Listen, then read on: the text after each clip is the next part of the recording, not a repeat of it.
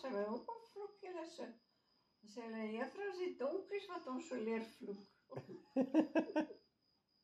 Kyk maar, is dit Donkies maar, van nie hardloop nie. ek sê mos, maar nou, ek weet nou nie, wat raai nou. Sy het mos al onder die skool gehad, dan was dit maar net.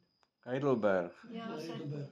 was dit nie klaar gemaak, of was dit net 'n 2 jaar kursus? Ja, Net 1 jaar, hoe lank het sy gegaan? ja, sy was, ek het verstaan onthou, 2 jaar kursus, sy het 1 jaar daar toe gaan sy Amsterdam toe.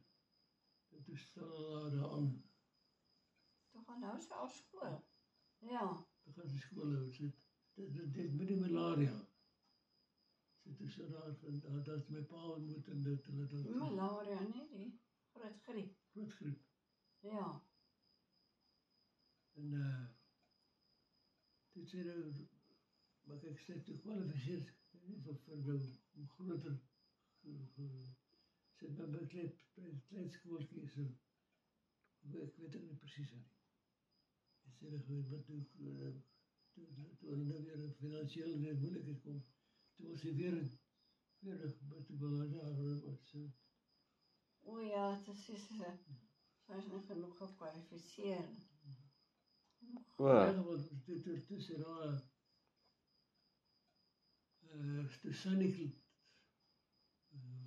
jomper, klein, so net begin skool gaan, dat sal ek maar sê.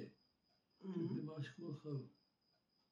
En toe sê nou by die Swazie meidetjies, groot geword.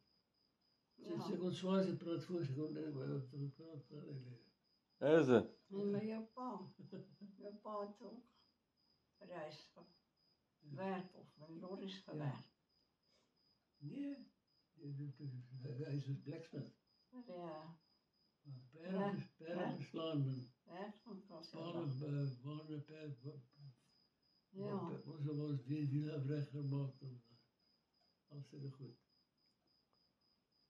Maar, so toe sê hy ook, moes hy toe by die skool kom, toe sê ook weer die donkies.